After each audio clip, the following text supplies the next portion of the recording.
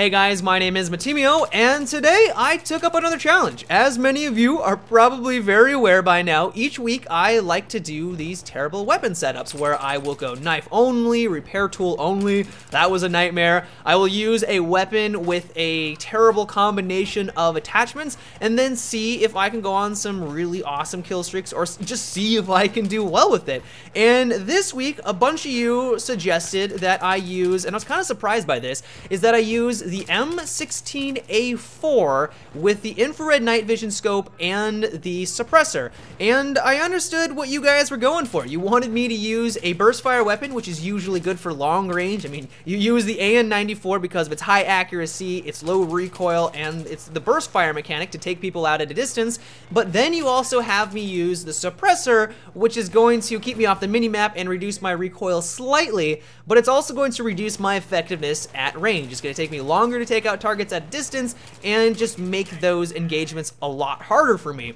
And so essentially what you guys have created here is a weapon that sucks at pretty much every engagement. And so when I first started using this weapon, I tried to figure out the strengths, not knowing that it really didn't have any. And my first gut reaction was, well, let's try to use the burst fire mechanics. Let's try to use its high accuracy and take people out at a distance. And while I was a little successful with that, I was able to go on some kill streaks and I was able to pick some people off. I came to the realization that every single time I went against someone who was using a slow rate of fire, high accuracy assault rifle, or they were using a bolt action or a recon weapon, they blew me out of the water. So then I switched on over to the close game. I tried to take people out at a medium to close distance, and while I felt like I was a little bit more successful with it, I kind of came into some problems because I was using a burst fire weapon, which usually isn't very good in those circumstances. I would say though that the one redeeming quality of the M16A4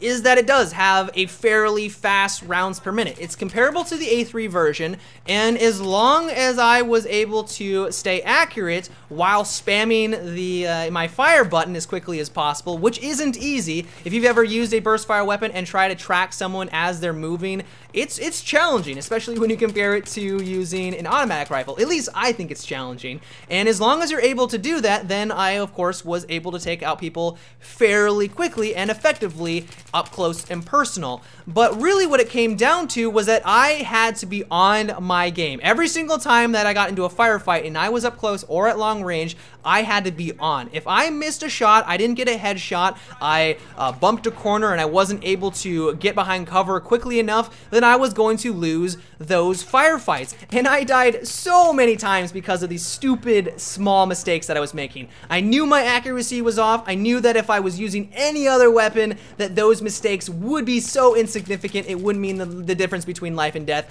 But because of the setup, because of the weapon, those small mistakes were getting me killed and getting me killed often. And it was a pretty frustrating experience. You also had me use the infrared night vision scope, which I kind of find amusing because I think a lot of you assume that this will make me do like 10 times worse because you never see anyone using it. But for me personally, I kind of like the attachment. It's not the greatest, but it also has some nice aspects of it. One of the things that I think a lot of people don't understand is that it completely eliminates the sun glare that a lot of people complain about. I like to use it on maps like Caspian Border, especially when I am attacking the hilltop, and everyone that is on the ridge, you'll know that if you look up there normally, you got that huge sun glare, but with the infrared night vision scope, there is no glare. One of the big downsides though is that it does have a huge black border around it, which can make it a little tricky. If you are constantly zooming in, you will miss a lot of enemies along your peripheral. So as long as you don't zoom in a lot, it's a fairly decent attachment. So kind of in conclusion, at first I wanted to rip into this. I wanted to say that this was an abysmal setup, you know, mission accomplished for you guys. I was having a really hard time getting any gameplay. It was really rage inducing and I wasn't having a lot of fun with, you know, with this attachment and with the M16A4.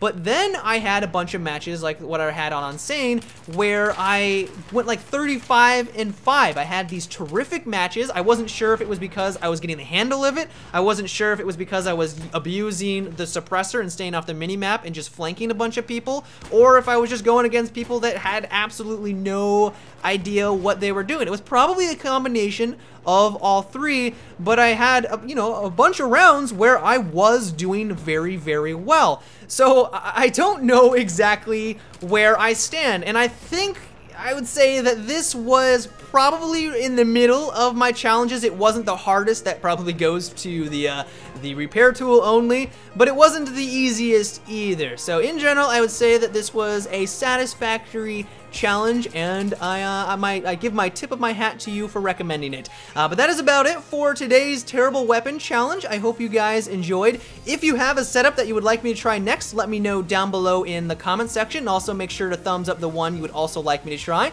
But until tomorrow, guys, have a good one and take it easy.